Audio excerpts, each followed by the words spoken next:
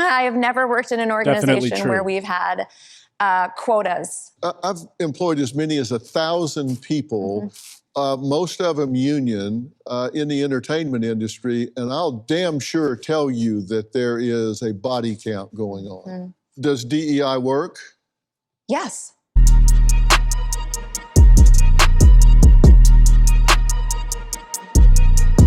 Welcome back to the channel, boys and girls. It's no mystery that I am a big critic of DEI, primarily because I come from a talent acquisition background. I was in recruiting and talent acquisition for over a decade, starting in 2012 up until present day in various capacities. And I've seen DEI attempted to be put into practice, and the result is almost always discrimination based on race or gender or some other immutable characteristic despite merit. Now, the problem with DEI is even when you ask people who are proponents of DEI, they often can't truly define what it means. You see this a lot with terms like feminist, which I covered in my last video. You'll ask young women, are you a feminist? Yes, I'm a feminist. Well, what is feminism? I'm not really sure. And usually it defaults to something like, well, to me, feminism means this. And it's some inaccurate definition that doesn't match up to what feminism actually is. If you were to do deep research on the feminist movement and what it is and how it's defined. Again, the same thing applies to DEI. As a recruiter, I experienced DEI firsthand, and it was not a great experience. What do I mean by this? At face value, your average person may think, yeah, it's great to encourage diversity. It's great to encourage inclusion. And when they say that, what they're really thinking, though, is you should never hold immutable characteristics against someone as a criterion for why you should or shouldn't hire them.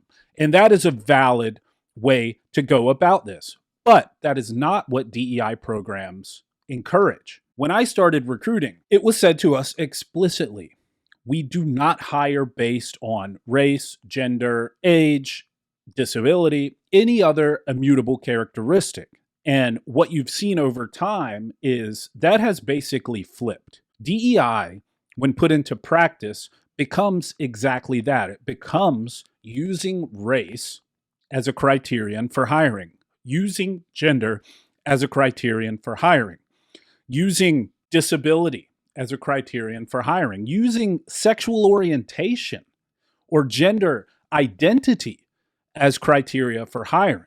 And this is just flat out wrong, in my opinion. We used to say things like, it shouldn't matter what color you are. If you've got the experience, you should be hired. But what DEI does, and like many of these sort of postmodernism-born ideologies that originate on the far left and slowly work their way into mainstream society, just like, let's say, critical race theory, which many will say, oh, that's just a highfalutin legal term. It's not really put into practice or taught in grade schools or used in any meaningful way in everyday life in our institutions. But we all know that's not the case. You don't have to call it critical race theory to teach the central tenets of it to grade school kids, or, for that matter, to implement its practices in everyday life. And you see this on college campuses, for example, where we now have students saying there should be Black-only dorms. If you had come to the average American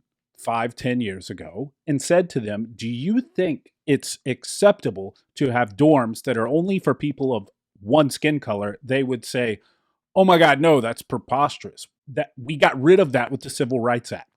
However, now, because of this ideology, people have found themselves right back at race-based segregation. It's no different when you look at it through that lens with DEI. The result is race or gender or sexual orientation-based hiring. We saw this on a very large scale when President Biden said, I don't know who my vice presidential candidate selection will be, but I can tell you this. It'll be a woman, and it'll be a woman of color. Now, imagine someone saying that for a regular everyday job. I don't know who we're going to hire for our cashier, but I'll tell you this. It's definitely going to be a Black woman. you would say, oh my God, that's insane. Let's make it even more egregious. What if they said, I don't know who my cashier is going to be, but I'll tell you this, it's definitely going to be a white man. The horror, right? But it's the exact same thing. Oftentimes, this is a good litmus test for determining whether something is using immutable characteristics in general as your selection criteria. Just substitute the often demonized demographic into the same sentence and see if it sounds right to you. We're going to hire to try to get more white men in here. If someone said that, they would immediately be demonized, castigated, and basically a pariah to society. Why? Because it's wrong. But here's the thing, it's wrong no matter what. It's wrong no matter what the race or gender or any other immutable characteristic is that you're hiring based on. And this is what DEI does in practice. And we see this manifested in a number of ways. So I'm going to show you guys a clip from Dr. Phil, where he has a DEI professional representative on the show, along with a pastor, and then he actually calls in another gentleman to talk about DEI from his perspective and to offer a countermeasure, which is, shocker, just hire based on merit. Check it out. Our country is getting more and more diverse. If you look at the census, in the next couple of decades, white people will no longer be the majority. So DE&I is one of the most significant and important aspects of HR. So it's diversity, equity, and inclusion. And we need to be able to understand how to effectively work together so people feel valued and contribute to the organization in a positive way. I really don't want to come off as a white savior. As somebody with privilege, as a white woman, it is easier for me to speak up in an organization because there is usually going to be less bias towards somebody who looks like me. So when I hear that DEI... Just really quick, I have to interject here. I'm going to let this thing roll, but I have to say something about this because it is so wrong. There is a term that we use to stereotype the white woman, and it's called being a Karen. There is no less stigma attached to being an opinionated white woman in America than there is any stigma attached to any other race, gender, etc. So when she says things like this, I'm privileged, it's easier for me to speak up, etc., there's no biases against me, that's just completely wrong. You often see this, right, guys? You see people just saying these baseless things based on some nebulous idea that they have about the world, but it's simply not true. It's just not true. If you were to put her on the spot and ask her, what rights or privileges do you have as a white woman in America in 2024 that any other color, creed, whatever doesn't have?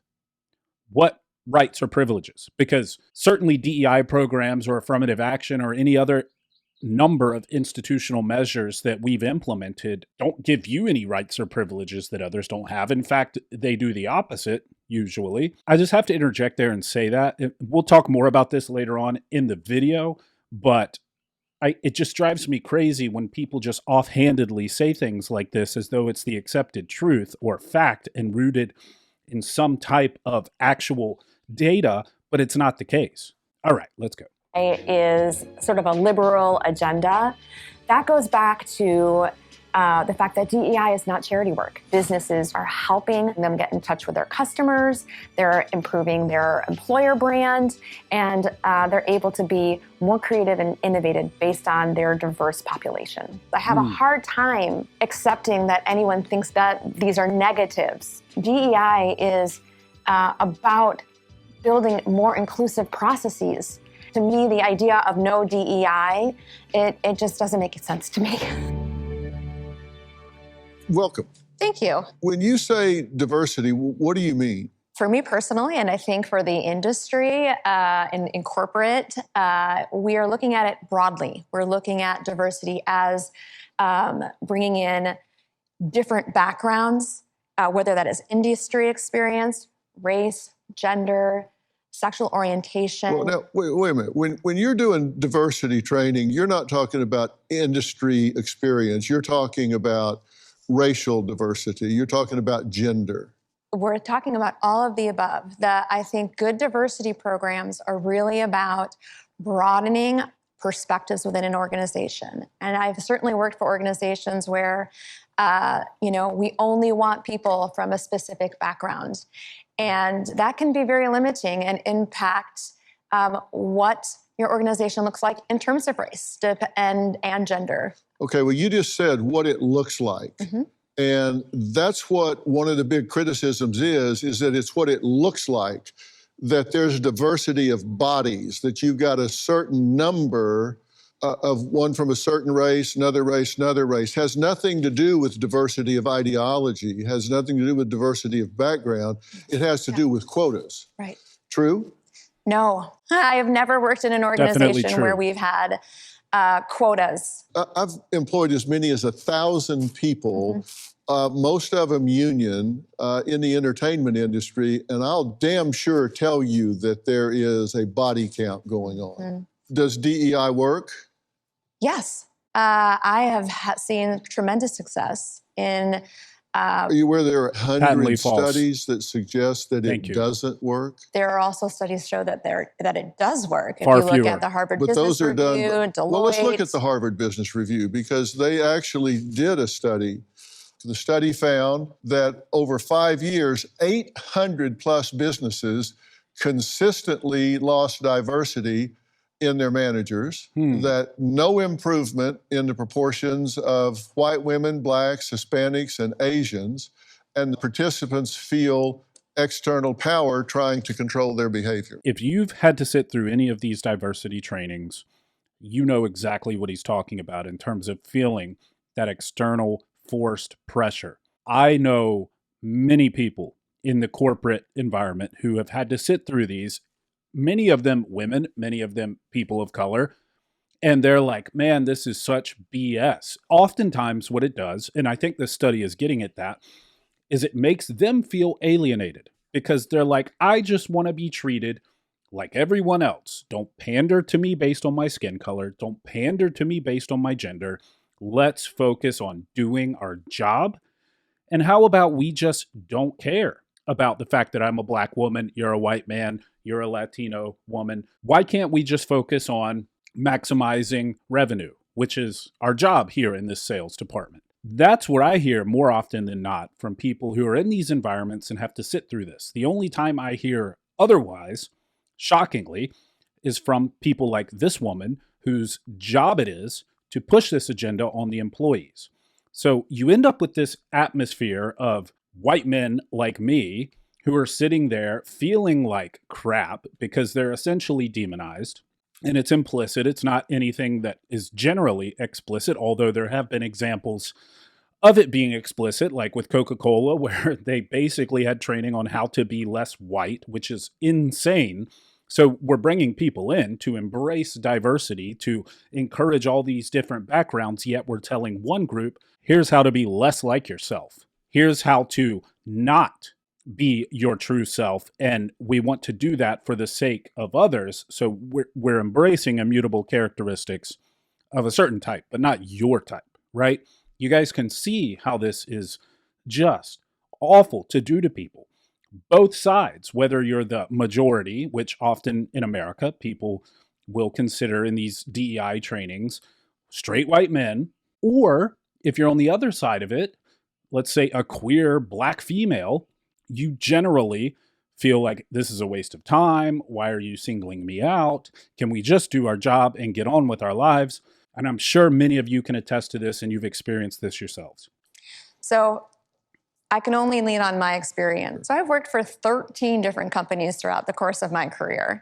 Job hopper. And what I have seen is that employee engagement increases.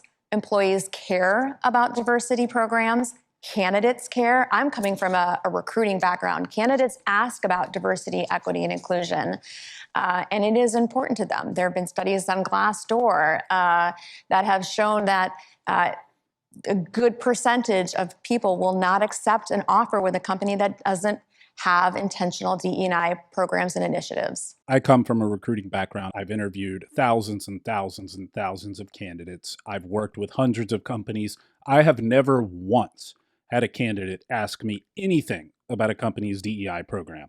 You know what they want to know about? How much PTO do I get? What's the salary? How do I move up? What's the potential for advancement within the company? Things like this. This is what people care about. They're not like, what's the ratio of white to black to Hispanic to Asian at the company? And will they embrace my culture there? No, it's a job. They're like, how do I make the most money? Is it a hybrid role where I get to work from home for a few days? Do I have to go to the office every day? What's the commute like? Is it a situation where I can clock in a little late because I had to drop my kid off at school and they'll be okay with it? These are the things people care about. And this is after doing this for over a decade, working with thousands of candidates. I seriously doubt that she's talked to a bunch of candidates in her recruiting career who ask specifically about DEI, because this has only become an issue, a term used in our modern vernacular within the past several years. So if she's talking about her long recruiting career at 13 different companies, which by the way is a red flag to me, if I see someone who's been at 13 companies in as many years or even 20 years, that's a job hopper, and we're going to dig into that on their resume, not their skin color, by the way. She has definitely not encountered questions about DEI prior to 2020. It's just not happening because it barely even existed as a concept in our modern day lexicon.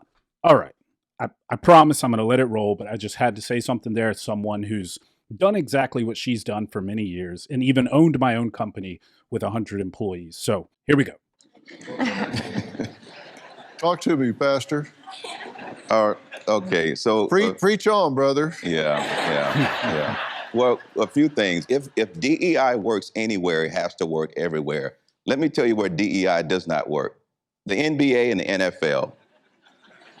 That's the truth. Where are the Asian, Latino, and Hispanic basketball and football players? Where are the black guys in the National Hockey League?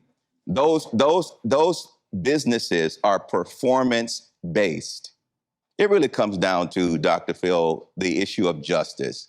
And if you really want to go deep to the heart of this, and when I say that DEI treats the symptom but not the sickness, America is in a new civil war right now.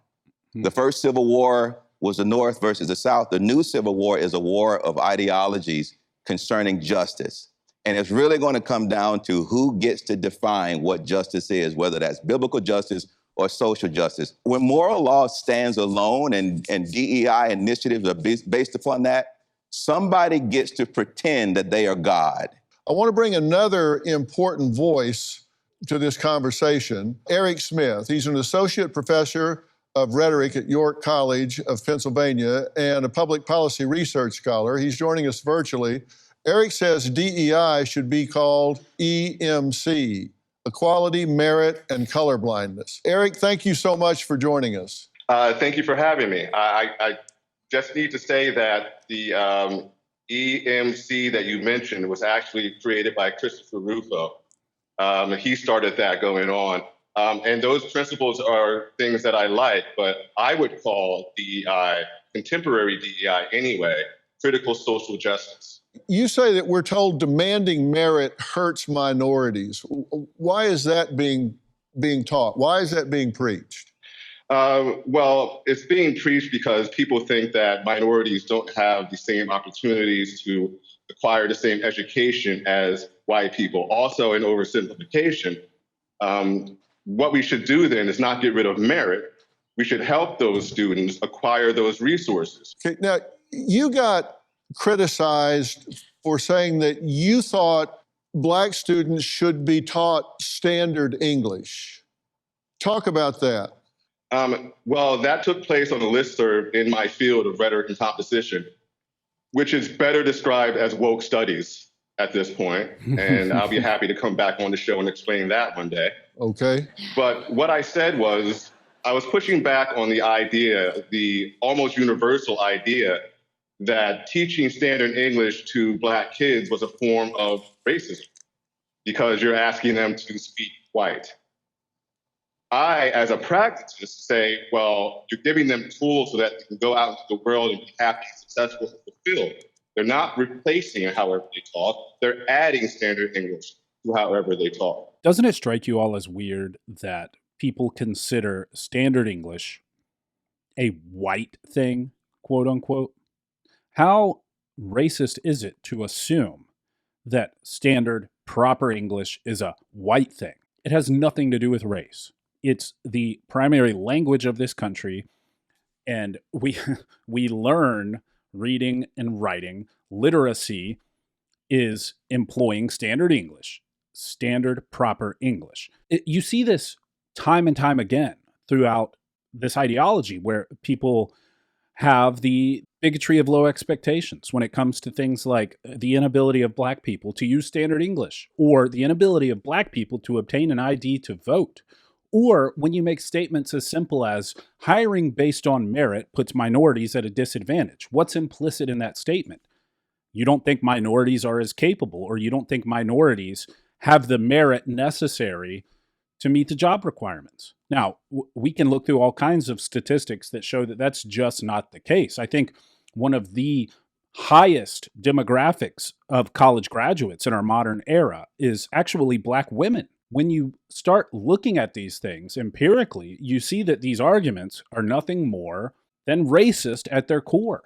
They're saying minorities are incapable compared to white people, so we need to have equity. Not equality, but equity. And what that means is we need to say, hey, because you're Black, your SAT gets to be a lot lower to get into the same school as someone who's white or Asian. Think about that. Chew on that for a minute. It's absurd to assume that if we just hire based on background, skills, and experience, that's going to put minorities at a disadvantage.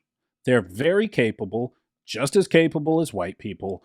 And to say anything other than that is racist and bigoted. But that was not received well. Why not? Well, because I was seen as somebody with false consciousness. I was seen as somebody who was a traitor to his race. I was seen as all kinds of things you call people who aren't acting the way they're supposed to be acting. And I need to say this, Dr. Phil, contemporary DEI cannot work without what's called prescriptive racism. Yep. And what is that?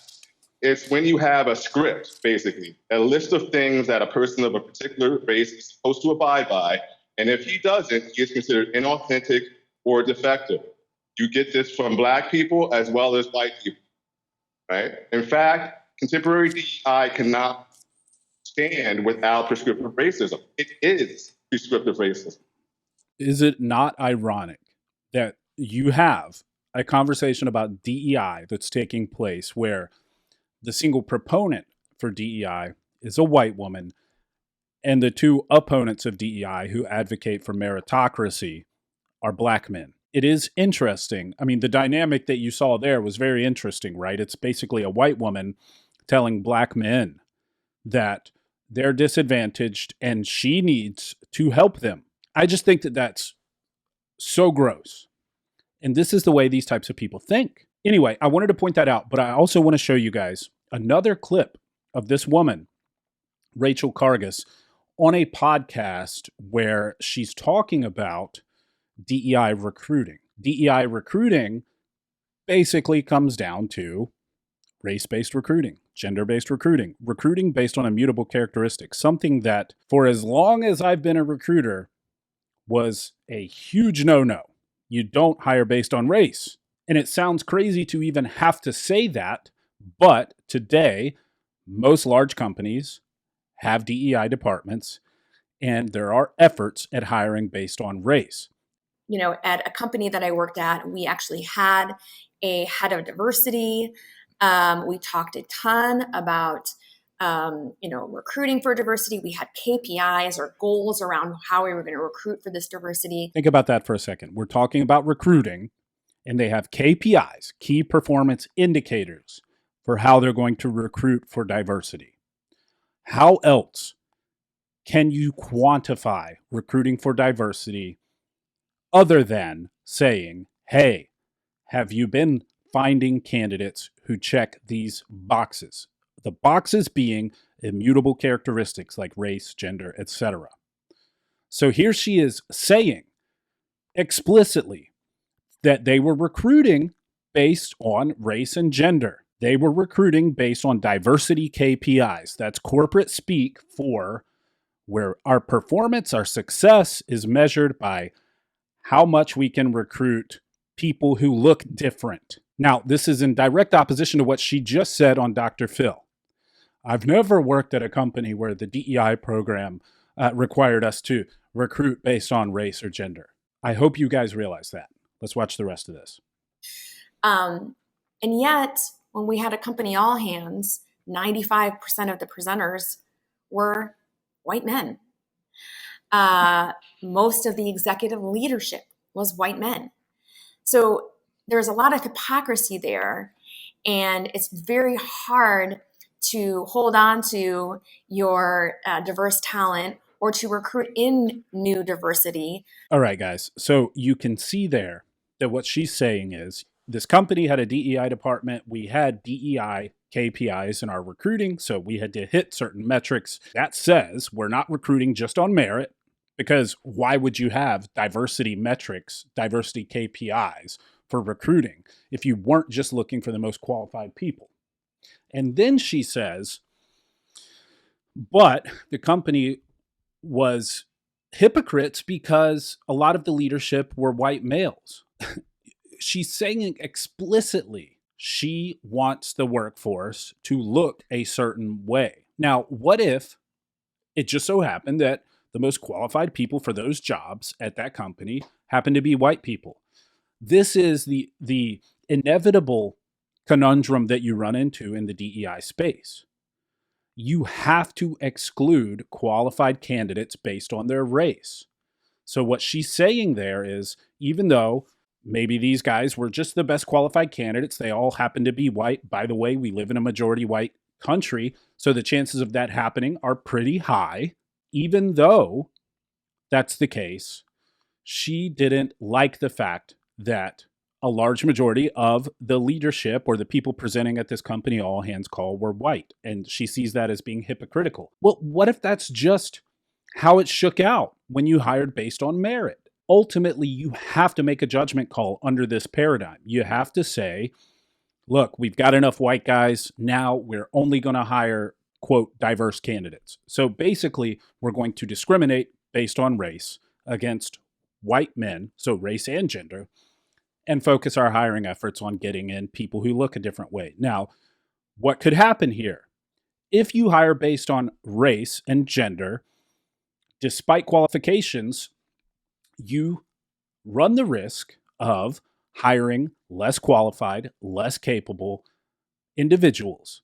And this goes either way. If you were hiring to bring in more white people, for example, and excluding black candidates, you could exclude the most qualified, best fit for that role based on their skin color and be left with a workforce that's not as good. When she says on Dr. Phil things like, I've been doing this for 25 years and never have I encountered race-based hiring, that's in direct opposition to what she just told you here.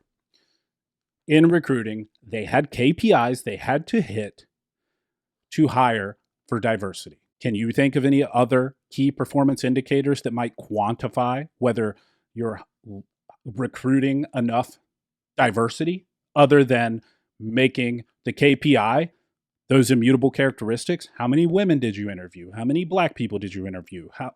And so on and so forth. So I just wanted to point that out. You have this woman who's lying to our faces about what DE&I are. She has to admit that equity is equality of outcome, which flies in the face of human diversity. It flies in the face of the fact that we're all different. Look, if you're going to seek out a completely equitable workforce, you don't need recruiting. You don't need people to look for qualified background, skills, and experience. So if you carry this out, if you carry this ideology out to its ends, all you need to do really is say, okay, what's the population demographic look like in America? 13% black, 60 whatever percent white, whatever percent Asian, Latino, etc. Half and half male and female.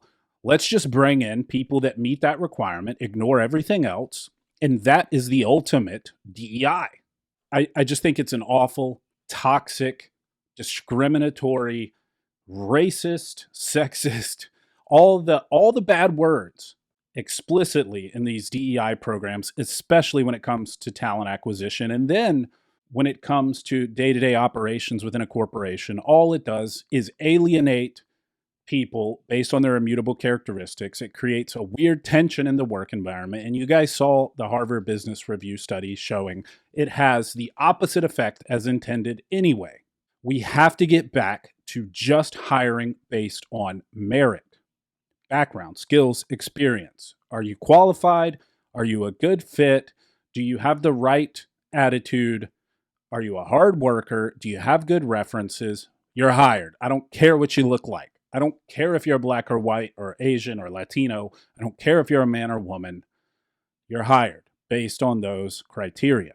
And again, I just have to highlight the irony that she's up there arguing for DEI against two black men, which I just find to be hilarious. Let me know what you guys think. Please comment below if you've had any experiences with these types of programs in your work environment. What has your experience been, especially if it's been positive? I want to give the other side of this. If there are people who say that DEI is a good thing, my real world experience, my firsthand knowledge of this shows me that it is not, and it always results in racism and sexism.